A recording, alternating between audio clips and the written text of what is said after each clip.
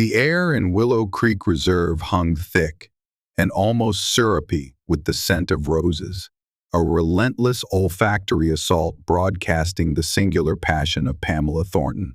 Pamela, the formidable president of the Homeowners Association, didn't merely cultivate roses, she curated an empire of thorns and blooms.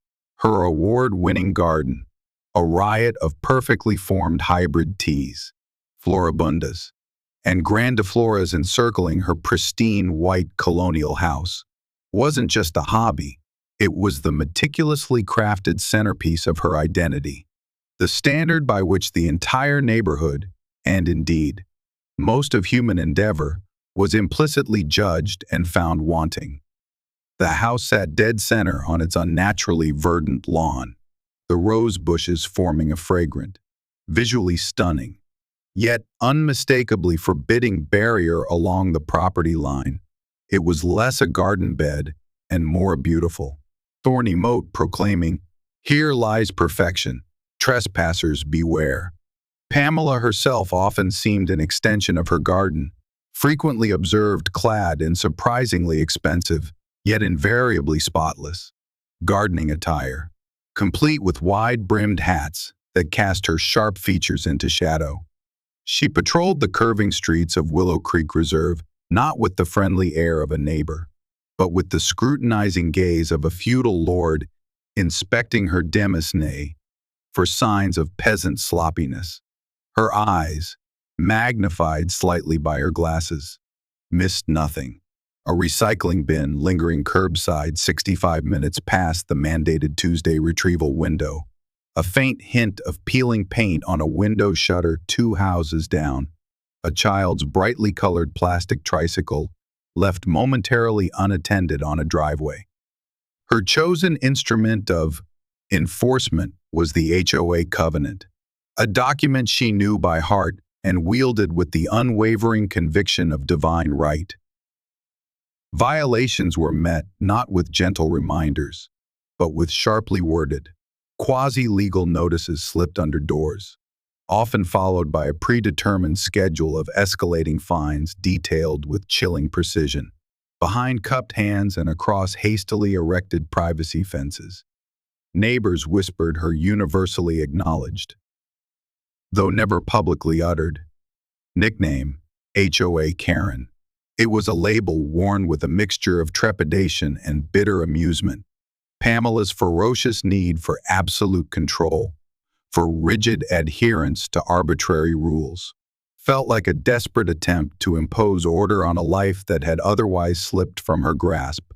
Her husband, a quiet man perpetually overshadowed by her roses and regulations, had left 5 years prior for, as rumor had it, a woman who preferred wildflowers and laughter. Her adult children, residing on opposite coasts, treated her calls as inconvenient interruptions, their lives filled with careers and families that had no room for obsessive horticultural updates or complaints about neighbors' lawn gnomes. So, Pamela poured her frustrated energy, her unexpressed grief, her yearning for significance, into her roses. They were perfect. They were controllable.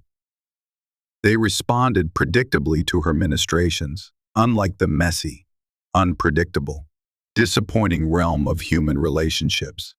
And anything perceived as a threat to her roses was perceived as an existential threat to her carefully constructed, fragile world. Into this landscape of enforced perfection and simmering resentment moved Eva Rostova. Eva occupied a modest but impeccably maintained single-story house on the street adjacent to Pamela's floral fortress. She presented an immediate contrast to Pamela's brittle energy. There was a quiet stillness about Eva, an economy of movement, a calm, observant gaze that seemed to take everything in without judgment, yet miss nothing. She moved with a certain disciplined grace, her posture erect, her demeanor reserved but polite. She kept her small yard neat and tidy, the lawn mowed, the hedges trimmed, clearly respecting the neighborhood's aesthetic baseline, but without any hint of Pamela's obsessive fervor. She sought anonymity, a quiet refuge from a demanding and often draining profession, the details of which she offered to no one. She simply wanted a place where she could decompress, find stillness after long, unpredictable hours filled with high pressure and intense focus. With Eva came Pip. Pip was, in almost every conceivable way, the antithesis of the imposing aura sometimes projected by his owner, a 5-pound Chihuahua mix, mostly tan with improbable white patches. Pip possessed ears slightly too large for his tiny head, perpetually standing at attention like furry radar dishes. His eyes, dark and slightly bulging, held an expression of perpetual, mild surprise, often accompanied by a faint tremor that intensified if a door slammed or a voice was raised. Pip was Eva's anchor to a softer reality, a tiny, warm, breathing counterpoint to the complexities and harsh edges of her work life. His days were largely consumed by the serious business of finding the optimal sunbeam for napping, burrowing deep under strategically placed blankets, and occasionally, with great effort, maneuvering a squeaky toy slightly larger than his own head across the living room floor. He was, by any rational measure, the least dangerous creature imaginable. Pamela Thornton, however, did not operate solely within the realm of the rational, especially when her roses were concerned, and she certainly did not permit anonymity within her jurisdiction.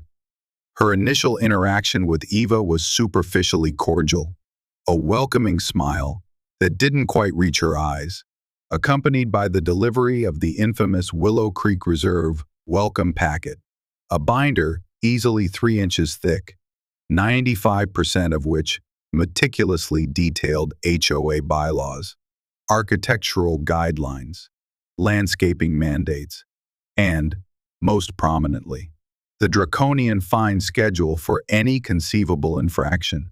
Pamela's initial assessment of Eva seemed neutral, perhaps even bordering on approval. The house was well maintained, the owner quiet, seemingly unobtrusive. Then Pamela saw Pip. A shadow crossed Pamela's face the first time she observed Eva walking the diminutive dog on his leash along the sidewalk. Pamela harbored a specific, visceral disdain for small dogs. She considered them yappy, neurotic, pointless accessories rather than proper canine companions like the large, pedigreed dogs favored by some other residents provided. Of course, they were kept under strict control and never, ever disturbed her roses. Her disapproval manifested immediately. Though non-verbally, pointed glances down her nose, slight, audible sniffs of disdain as Eva passed, an almost imperceptible tightening of her lips. Eva, adept at reading subtle cues and preferring to avoid conflict, simply kept Pip on a short leash, ensuring he stayed strictly on the public sidewalk or within the confines of her own property line, offering Pamela polite, brief nods which were usually met with a curt, dismissive turn of the head. The fragile truce, maintained largely by Eva's careful avoidance, shattered on a blustery Tuesday afternoon. Eva was bringing in her promptly retrieved recycling bin when a sudden, fierce gust of wind ripped through the neighborhood. It caught the wooden gate leading to her fenced backyard, wrenching it briefly open with a loud bang before she could react and slam it shut. Securing the latch, Pip, who had been diligently sniffing a dandelion near the gate from the safety of his yard, was startled by the sudden noise and the gate flying open. In a moment of pure canine confusion, he darted out, taking perhaps 3, maybe 4, hesitant, exploratory steps onto the immaculate, putting green perfect edge of Pamela Thornton's sacred lawn before Eva. Heart leaping into her throat, scooped him up in less than 2 seconds. "Pip! No! Bad boy. Oh, I'm so sorry." Eva murmured, clutching the trembling dog, apologizing instinctively to the empty air and the judgmental-looking rose bushes nearby. Pamela's house seemed quiet. No curtains twitched. No face appeared at the window. Pip hadn't disturbed a single blade of grass significantly, hadn't lifted his leg, hadn't even barked. He had merely existed, albeit illegally, for approximately 3 seconds on Pamela Thornton's hallowed turf. But Pamela had seen, from her upstairs study window, strategically positioned for optimal neighborhood surveillance, she had witnessed the entire micro-drama unfold. Her eyes narrowed. The wind, the accidental gate opening, these were irrelevant details. What mattered was the trespass, the violation, the brief, unauthorized presence of that creature on her property, mere feet from her meticulously tended Peace's roses. In Pamela's perception, already primed for offense, Pip's momentary, accidental foray wasn't an innocent mistake.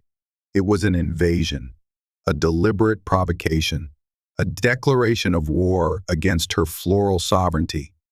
That evening, Eva returned home from a late shift to find the first official salvo taped squarely to her front door, a crisp white envelope containing a formally printed HOA violation notice. Violation #1, failure to properly control pet animal. Details, canine belonging to resident of lot 114 observed. Trespassing onto adjacent private property Thornton, lot 112. Intrusion occurred in proximity to valuable, delicate landscaping prize rose cultivars. Potential for damage noted. Action required. Immediate rectification. Ensure pet is securely restrained at all L times per HOA Covenant Section 7. Paragraph 4B penalty. First warning issued. Subsequent violations will incur fines starting at $100. Eva read it, sighed heavily. A weary frustration, mixing with annoyance. It was absurd, but she was tired and wanted peace.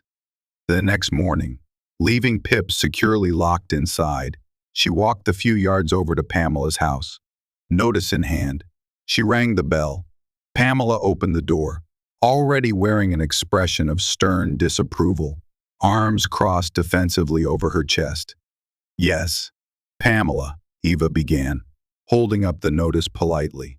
I received this yesterday. I just wanted to personally apologize again about Pip getting out for those few seconds when the wind blew my gate open. It was completely accidental, and I assure you, it won't happen again. He didn't damage anything at all. Pamela's expression remained frozen, unmoved by the apology. Miss Rostova, she replied, her voice crisp and cold, pointedly avoiding any friendly title or tone. Eva noted the subtle shift. No longer neutral, now distinctly adversarial. Your negligence allowed your animal onto my property. Whether damage occurred this time is irrelevant. My roses are irreplaceable investments. Some are potential champion blooms. They are extremely sensitive. Containment of pets isn't merely a suggestion in Willow Creek. It is a fundamental rule, clearly outlined. Any further infractions will result in the application of significant financial penalties, as stated. Her eyes held a flicker of cold, righteous satisfaction. She was upholding the law. She was protecting her domain. Eva, whose profession often required dealing with individuals far more volatile and genuinely dangerous than Pamela, deliberately kept her own expression neutral, her voice calm. Understood. Pamela, as I said, it was an accident. I'll double-check the gate latch. See that you do, Pamela snapped, offering no reciprocal pleasantry before closing the door with decisive firmness. The encounter confirmed Eva's suspicion. Pamela wasn't interested in neighborly understanding. She was interested in enforcement, in asserting her authority. And it seemed Pamela was now actively looking for further infractions from lot 114. A few days later, another notice appeared, taped with slightly more aggressive pressure to Eva's door. Violation #2. Excessive noise disturbance. Details. Persistent, disruptive barking originating from pet animal at lot 114 reported during daytime hours. Noise constitutes a violation of neighborhood peace and quiet enjoyment standards. HOA Covenant Section 9. Paragraph 2. Action required. Immediate cessation of noise disturbance. Consider bark control measures. Penalty. Fine of $100 assessed. Payable within 15 days. Eva felt a surge of anger this time. Pip rarely barked. When he did, it was usually a brief, high-pitched series of yips directed at a particularly brazen squirrel, taunting him from the safety of the oak tree in her backyard. It was barely audible from her own living room, let alone inside Pamela's house 50 feet away through closed windows. Eva walked to her back fence, peering through the slats.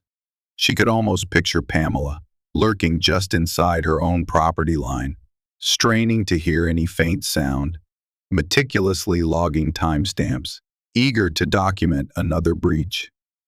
With a resigned sigh, realizing the futility of arguing, Eva spent her next day off installing extra weather stripping and a sound-dampening curtain around her back door, not because she believed Pip was genuinely disturbing anyone, but purely as a defensive measure against Pamela's increasingly targeted surveillance.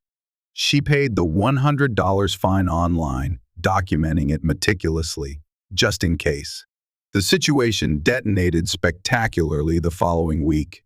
Eva had just returned from a grueling 24-hour period of intense work, the kind that left her mentally drained and physically taxed, craving only silence and sleep.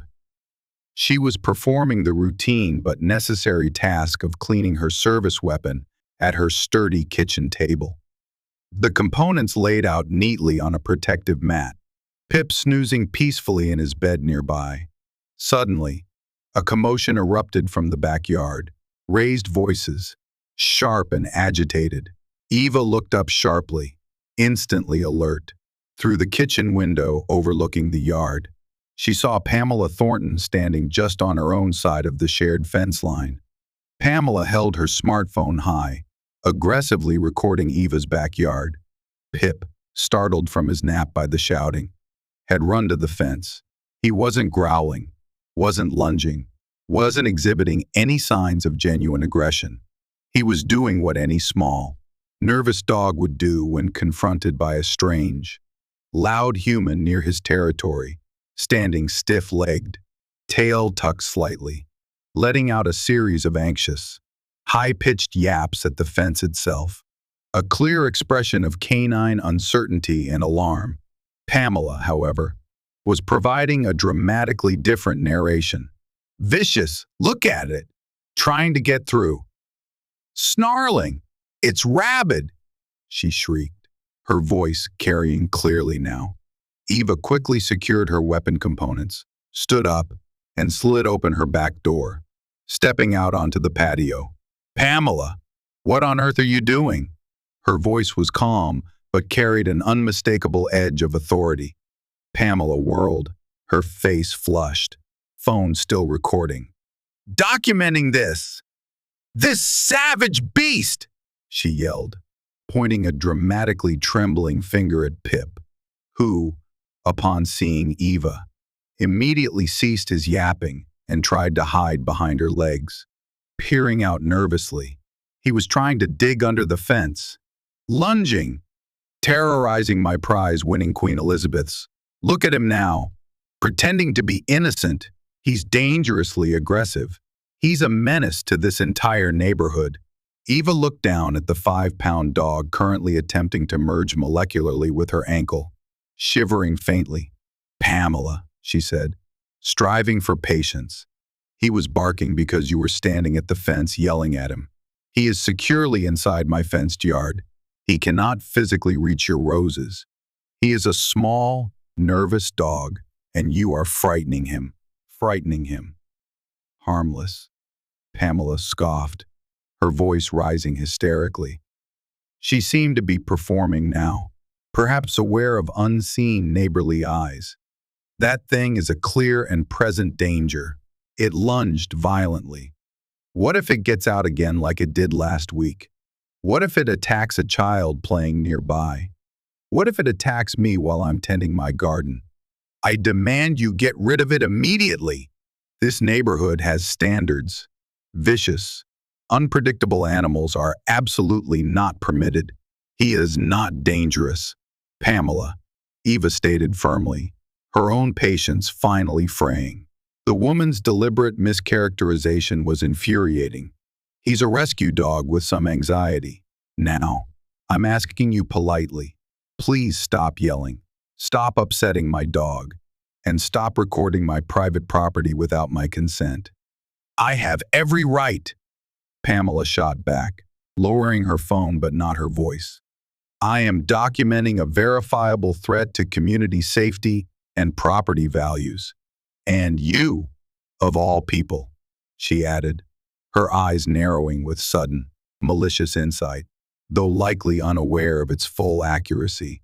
Someone who carries herself with such official bearing should understand the importance of neutralizing threats.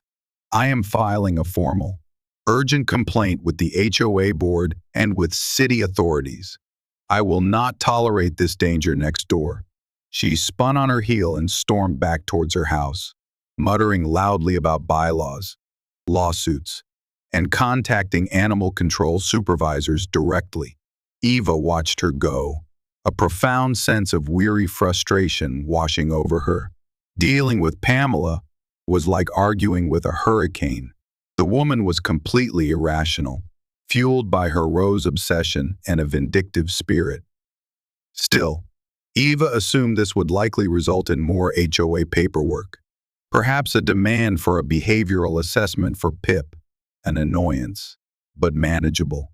She vastly underestimated the depths of Pamela Thornton's irrationality and her capacity for malicious escalation.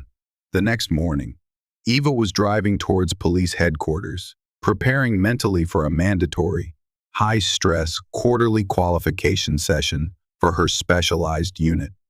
Her department issued secure phone, usually silent unless matters were critical, buzzed insistently with a high-priority alert notification pushed directly to select personnel. Typically, these alerts signaled active shooter events, barricaded suspects, hostage situations, incidents requiring the immediate deployment of the city's Special Weapons and Tactics SWAT team. Her stomach tightened for a split second, her professional instincts kicking in, before she processed the unbelievable text displayed on the screen. Alert: immediate SWAT Sniper team deployment or requested priority. Alpha potential officer safety imminent threat scenario location. 112 Willow Creek Reserve Thornton residence, adjacent property of interest. 114 Willow Creek Reserve Rostova residence incident type, dangerous animal containment potential lethal neutralization, required complainant, Pamela Thornton resident. HOA president reported threat, highly aggressive canine Chihuahua type, small, exhibiting extreme, unprovoked aggression rabid-like behavior reported, actively attempting to breach containment fence. Posing imminent threat to resident safety complainant alleges cornered on owned property and valuable property prize roses. Additional details: animal owner preliminarily identified via property records complainant statement as possible LEO affiliation, kept to E. Rostova, PD. Resident at 114 allegedly unable or unwilling to secure animal. Complainant reports prior incidents, escalating aggression. Complainant explicitly demands immediate specialized intervention. Due to perceived failure of standard animal control protocols, refused AC dispatch. Demanded SWAT. Explicit request for sniper overwatch with potential lethal force authorization if containment fails. Action. SWAT command alerted. Sniper team lead Rostova notified per protocol for potential conflict of interest officer involved adjacent premise. On scene command, TBD assess and advise. Eva had to pull her car over to the side of the road, rereading the alert 3 times, her mind struggling to reconcile the formal, urgent language with the utter absurdity of the subject. Sniper team. Lethal force authorization. Requested for Pip, her 5-pound, trembling rescue dog. Because Pamela Thornton claimed he looked rabid while barking through a fence. The disconnect from reality was so profound, so jarring, it left her momentarily speechless. Pamela hadn't just filed a complaint. She had somehow managed to bypass standard procedures, manipulate the emergency dispatch system, and weaponize the city's most critical incident response unit against a tiny pet dog. She had specifically invoked lethal force against Pip. The sheer, calculated malice of it, combined with the grotesque misuse of resources Eva herself commanded, ignited a cold, controlled fury deep within her. This wasn't just harassment. This was deranged. This was dangerous. Pamela had lied, exaggerated, and likely exploited protocols designed for genuine crises, all fueled by her vendetta. Eva immediately initiated a secure call to her direct superior, SWAT Commander David Chen. Chief, Rostova. Tell me you saw the Alpha alert for Willow Creek Reserve. Commander Chen let out a long, audible sigh on the other end of the line. Eva. Yes. I saw it come through moments ago. Dispatch flagged it immediately up the chain because of the, let's call it, highly unusual nature of the lethal force request for a Chihuahua, cross-referenced with your name and address being involved. Apparently, Miss S. Thornton called 911 directly, refused offers to dispatch animal control, insisted it was an immediate life-threatening emergency requiring specialized tactical units. She used specific trigger phrases: rabid behavior, unprovoked attacks, owner non-compliant, imminent danger. She claimed the animal was actively trying to break through the fence to attack her. When dispatch initially hesitated on SWAT, she threatened to immediately contact the mayor's office and every news station in the city, claiming the department was ignoring a citizen under attack due to favoritism because the owner works for the city. Once your name popped as the resident at the adjacent property, protocol for potential officer involved incident response kicked in, mandating a supervisor alert and tactical unit assessment. However ridiculous the premise sounds, we have to assess when those flags are raised, especially with accusations of LEO non-compliance, even if it's likely unfounded. I was just about to call you. This is certifiably insane. Insane doesn't even scratch the surface. Chief, Eva said, her voice dangerously quiet. Pip is terrified of falling leaves. He's currently asleep in his crate. This woman is completely unhinged and manipulative. No argument here, Chen replied grimly. But she made the official call, used the magic words, invoked specific threats, potentially lied about officer non-compliance, and demanded the highest level response. Procedurally, our hands were tied until assessment. Given the explicit sniper request and your direct involvement as the adjacent resident and animal owner, standard procedure dictates you take initial tactical command on scene to manage the conflict of interest aspect directly. Take Thompson and Miller with you, your usual primary-secondary spotters. Standard assessment and de-escalation footing. Obviously, he added, his tone dripping with dryness. Authorization for lethal force against said Chihuahua is categorically denied. Your primary objective is Miss S. Thornton. Assess her state. Document everything and shut this circus down cleanly. Use your discretion. Captain, handle it. Understood. Chief, Eva replied, her mind already working, formulating a strategy. Pamela Thornton wanted a SWAT response for her fabricated Chihuahua crisis. Fine. She would get one, just not the one she envisioned in her delusional, rose-tinted vendetta. Eva met Sergeant Marcus Thompson and Officer Lena Miller, her two most experienced and trusted sniper team members, in the staging area. Their expressions shifted from professional readiness to utter disbelief as Eva calmly briefed them on the situation. Wait, sir, let me get this straight. Thompson, a man who had faced down armed hostage-takers, asked slowly, rubbing his temples. The department has activated SWAT Sniper personnel because an HOA president is demanding we engage. A Chihuahua.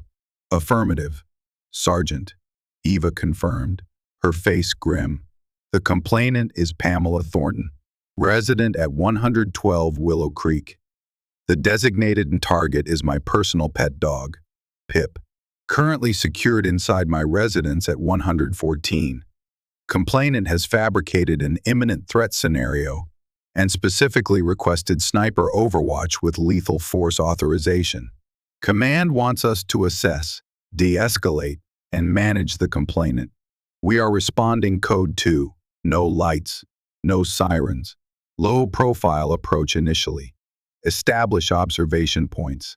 Make contact with the complainant. Visually assess the alleged threat environment, end quote, and resolve the situation. However, she added, her gaze sharpening, maintain full situational awareness and tactical discipline. This complainant, Miss S. Thornton, is demonstrably unstable, manipulative, and has already proven willing to grossly misuse emergency systems. Assume nothing. They geared up, not in the full ghillie suits and heavy packs of a prolonged sniper hide, but in standard issue SWAT black duty uniforms, clearly identifying them as tactical officers. With sidearms and basic communication gear, they drove to Willow Creek Reserve in an unmarked tactical SUV parking, discreetly about 50 yards down the street from Pamela's house, partially concealed by a large oak tree. The scene was already devolving into a suburban spectacle. Two marked patrol cars were parked awkwardly near Pamela's driveway, the uniformed officers standing near their vehicles, looking profoundly bored and vaguely embarrassed. Pamela Thornton herself was pacing agitatedly on her front lawn, phone pressed tightly to her ear, gesturing wildly as she spoke, likely complaining to some unfortunate soul about the perceived inadequate speed and force of the police response. Predictably, a local news van, its satellite dish already extending, was pulling up to the curb, alerted by the unusual dispatch chatter mentioning SWAT, snipers, and a quiet residential street. Pamela noticed the news van immediately, her expression shifting to one of eager validation. She waved them over energetically. Eva took a slow, centering breath, adjusted the collar of her uniform, and stepped out of the SUV. Thompson and Miller fell into flanking positions slightly behind her, their presence professional, imposing, and silent. They walked calmly, deliberately, towards the unfolding scene. Miss S. Thornton, Eva called out as they approached, her voice perfectly modulated, calm, clear, and undeniably official.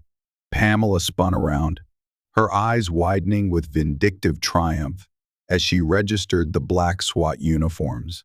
Finally, "The real police," she exclaimed, loud enough for the news camera, already rolling, to capture clearly. She rushed towards Eva.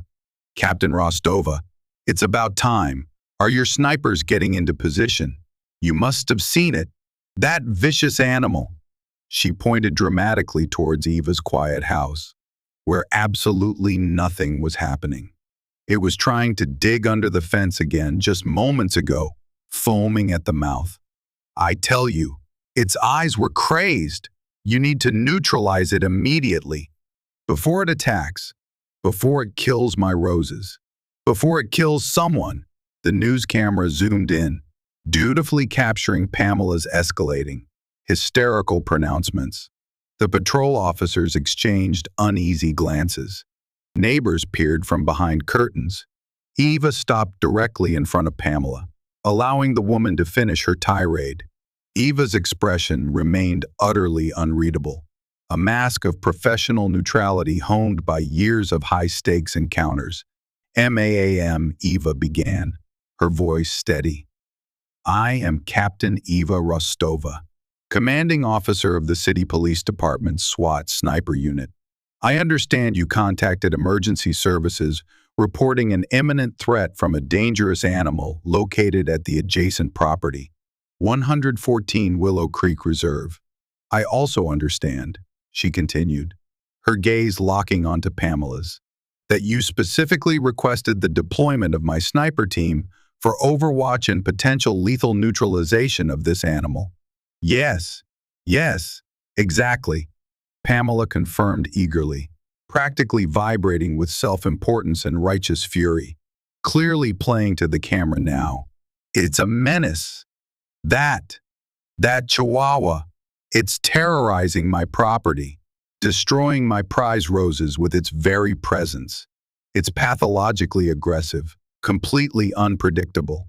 I demand you take immediate action. Shoot it! It's the only way any of us can feel safe." Eva let Pamela's words hang in the air for a pregnant pause. The ambient noise of the suburban street seemed to fade. Thompson and Miller remained perfectly still, their presence amplifying the sudden tension. The camera held steady on the two women. "Pamela," Eva said, her voice dropping slightly, losing the formal cadence, becoming low, precise, and intensely personal, yet carrying with absolute clarity in the abrupt quiet. "The dangerous animal you want my snipers to shoot. The vicious beast exhibiting rabid-like behavior you've summoned the city's most elite tactical unit to potentially kill." She paused, letting the weight of her next words land fully. "Is my 5-pound rescue dog, Pip. The dog currently sleeping in his crate inside my house." Pamela Thornton stared, her jaw literally dropping, the frantic energy drained from her face, replaced by a wave of confusion, then disbelief. The color washed out from beneath her carefully applied makeup. Your dog," she stammered, blinking rapidly. "Pip, that tiny, that little." The pieces seemed to be clicking into place, but her mind violently rejected the implication.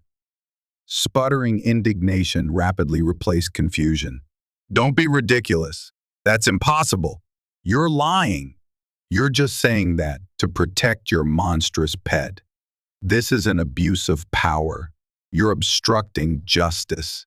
I demand you remove yourself from this investigation. I demand someone impartial handle this." "No, Pamela."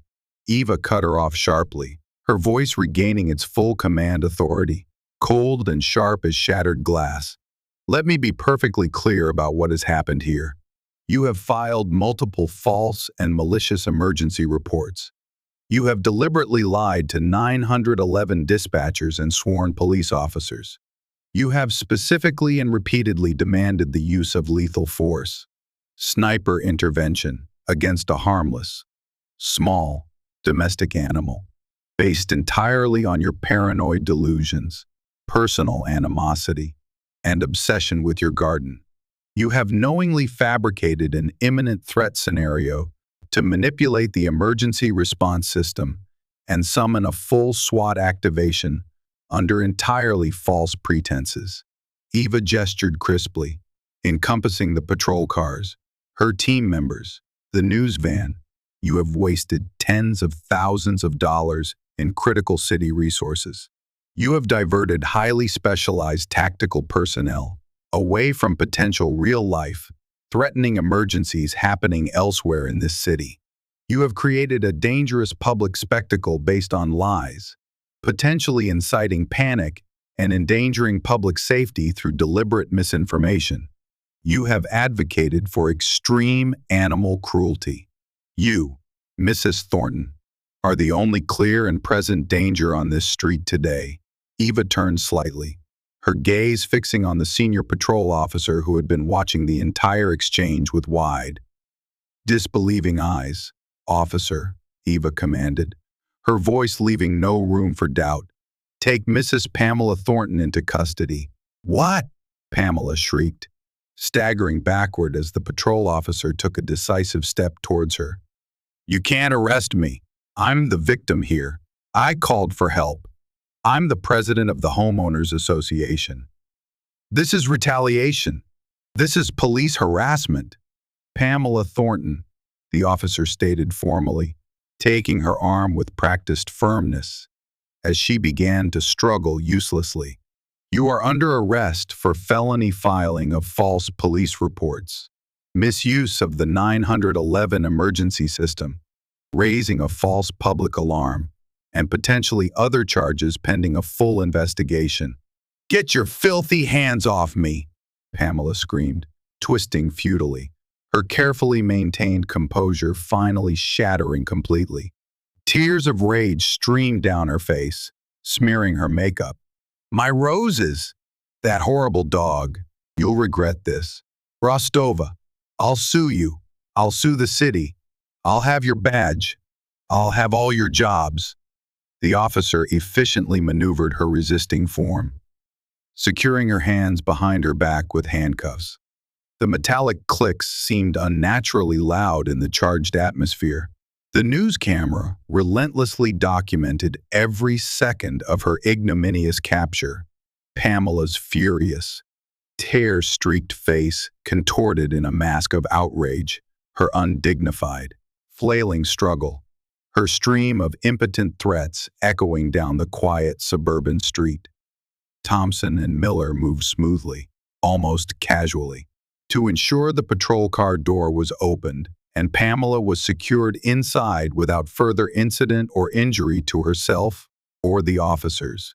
Eva watched, her face impassive, until the patrol car door shut, muffling Pamela's continued tirade. Only then did she turn towards the slightly stunned-looking news reporter, who was holding his microphone uncertainly. "The situation has been resolved," Eva stated flatly, her voice devoid of inflection. There was no dangerous animal posing a threat. The only threat present was a calculated and dangerous abuse of the city's emergency response system by the individual who has now been taken into custody. The police department's public information office will issue a formal statement later today. She gave a single, curt nod, turned her back on the camera and the gawking neighbors, and walked with steady, measured steps back towards her own house, leaving behind a surreal tableau of flashing police lights, confused officers, energized media, and the heavy, cloying, suddenly ironic scent of Pamela Thornton's prize-winning roses. Inside her quiet house, the door clicking softly shut behind her. The silence felt profound. Pip, awakened by her entry, trotted over from his bed, tail wagging tentatively, bumping his head gently against her leg before offering a happy, wet lick to her hand. He stretched, yawned, and looked up at her with his perpetually surprised expression, blissfully unaware that he had just been the subject of a potential SWAT sniper deployment and the catalyst for the spectacular public implosion of Willow Creek Reserve's reigning HOA tyrant. The aftermath was, predictably, a media firestorm. The news segment, featuring Pamela Thornton's increasingly unhinged demands for snipers to eliminate a Chihuahua, juxtaposed with the calm professionalism of the SWAT captain, revealed to be the dog's owner, culminating in Pamela's dramatic arrest, didn't just go viral, it achieved global meme status almost overnight. HOA Karen sniper dog trended across every social media platform for weeks. National and international news outlets picked up the story, presenting Pamela Thornton as the ultimate cautionary tale of petty tyranny, unchecked privilege, and profound irrationality spiraling into dangerous territory. Animal rights organizations worldwide issued statements condemning Pamela's actions and praising Captain Rostova's restraint and professionalism under bizarrely provocative circumstances. Think pieces proliferated, debating the limits of HOA power, the complexities of mental health in suburban isolation, the critical issue of misusing scarce police resources, and the sheer, breathtaking absurdity of the entire incident. For Pamela Thornton, the legal consequences were swift and severe. The evidence against her was mountainous and irrefutable. The recordings of her multiple 911 calls, filled with escalating, demonstrably false claims and explicit demands for lethal force. The body cam footage from all responding officers, clearly documenting her hysterical state, her lies, and Eva's calm de-escalation attempts. Eva Rostova's own concise, factual testimony, corroborating statements from numerous neighbors detailing Pamela's history of harassment and Pip's consistently innocuous behavior, and, of course, the viral news footage broadcast across the globe. Her high-priced legal team attempted a defense strategy centered on diminished capacity, arguing that extreme stress, anxiety about her property, and perhaps untreated mental health issues had led to a distorted perception of threat. The prosecution, however, systematically dismantled this argument, focusing instead on the clear evidence of calculated malice, the specific, repeated demands for sniper intervention against a known, harmless pet, the documented pattern of escalating harassment against Eva, and the staggering waste of taxpayer money and potentially life-saving emergency resources. The jury, after listening to all evidence, deliberated for less than 45 minutes. Pamela Thornton was found guilty on all felony counts, multiple charges of filing false police reports with enhancements for triggering a major emergency response, felony misuse of the 911 system, and raising a false public alarm. She was also convicted on misdemeanor charges related to public nuisance and attempted cruelty to animals. The judge, a stern-faced woman known for her no-nonsense approach, delivered a scathing sentencing memorandum before pronouncing judgment. She spoke passionately about the inviolability of the 911 system as a lifeline for genuine emergencies, the inherent dangers of diverting SWAT resources based on fabrications, the profound cruelty implicit in Pamela's vendetta against a small animal and its owner, and Pamela's utter, demonstrable lack of remorse or understanding of the severity of her actions throughout the trial, citing her extreme and calculated abuse of perceived authority, her callous disregard for truth, public safety, and basic human and animal decency. The judge sentenced Pamela Thornton to 3 years in state prison, to be followed by 5 years of strict probation, mandatory intensive psychological counseling, and a permanent restraining order barring her from ever contacting Eva Rostova or her former neighbors, or from ever again serving on any homeowners association board in any capacity. The financial repercussions were equally devastating. The city of Willow Creek filed a successful civil suit against Pamela to recoup the full, documented cost of the unnecessary multi-unit SWAT deployment, patrol response, and associated administrative overhead, a figure well into the tens of thousands of dollars. Eva Rostova, after much consideration and encouragement from colleagues and superiors who felt Pamela's actions demanded full accountability, also filed a civil suit alleging targeted harassment, defamation of character given Pamela's lies about her professional conduct, and intentional infliction of severe emotional distress, citing the profound violation of her privacy, the stress of the targeted harassment, and the credible, albeit absurd, threat made against her beloved companion animal. The judgments in both suits were substantial. Pamela Thornton, already incarcerated and facing mounting legal bills, was forced into bankruptcy.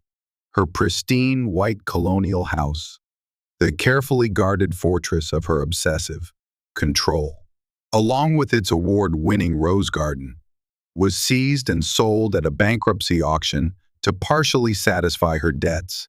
The new owners, a young family with 2 boisterous children and a friendly golden retriever, promptly removed a significant portion of the high-maintenance rose bushes, replacing them with a durable chain-link fence meeting HOA guidelines, but prioritizing function over thorny aesthetics, a sandbox, and a sturdy wooden swing set.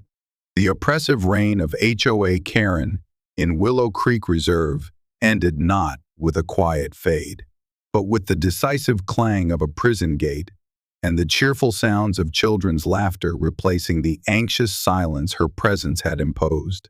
Life in Willow Creek gradually settled into a new, noticeably more relaxed equilibrium. The HOA board, thoroughly chastened and deeply embarrassed by the international notoriety, underwent a complete overhaul. New members were elected, bringing a fresh focus on community building, neighborly cooperation, and reasonable compromise rather than punitive enforcement and aesthetic dogma. Captain Eva Rostova continued her demanding career, leading her highly specialized team with the same quiet competence and unwavering professionalism she had always exhibited. The incident, however, inevitably left its mark. In the quiet evenings, after long shifts navigating the complex and often dangerous realities of her job, Eva would often sit on her small back porch swing, the warmth of Pip curled trustingly on her lap, a tangible comfort. The little dog, the unwitting celebrity Chihuahua who had faced down a sniper request, remained gloriously unchanged, still devoted to naps, still wary of loud noises, still offering unconditional affection. A small, steady heartbeat against her side. Looking out at her now peaceful yard, Eva found her emotions were a complex tapestry. There was, undeniably, a grim satisfaction in seeing justice served, in knowing that Pamela's calculated malice had met with real and significant consequences. But intertwined with that was a profound sense of weariness, a lingering disbelief at the sheer wasteful absurdity of it all. How obsession and bitterness could curdle a person's soul so completely, turning roses into weapons and neighbors into enemies. She felt the violation keenly, not just of her property, but of her peace, her carefully guarded sanctuary. The knowledge that someone had actively plotted, lied, and manipulated systems to potentially bring lethal harm to her harmless companion left a cold residue, a heightened awareness of the unpredictable darkness that could fester even behind the most manicured facades. Yet, there was also a deepened appreciation for the quiet normalcy Pip represented, for the simple, uncomplicated loyalty of the small creature beside her. He was more than a pet. He was a reminder of softness in a hard world, a reason to consciously cultivate peace in her own life, away from the tactical precision and high stakes of her profession. Watching the fireflies begin to blink in the gathering twilight, hearing the distant laughter from the family who now lived in Pamela's house, smelling the diverse, less curated scents of her neighbors' more varied gardens, honeysuckle, cut grass, barbecue smoke, replacing the formerly overwhelming, monolithic perfume of Thornton roses. Eva felt a quiet sense of restoration. The peace felt deeper now, more resilient, earned through the bizarre trial by fire. It was a peace underscored by the knowledge that community wasn't about enforced conformity, but about tolerance. respect, and the simple, fundamental right to enjoy one's own small corner of the world, even if that corner included a trembling, 5-pound Chihuahua, without fear of unhinged, rose-fueled persecution. Willow Creek Reserve, finally, felt a little more like home.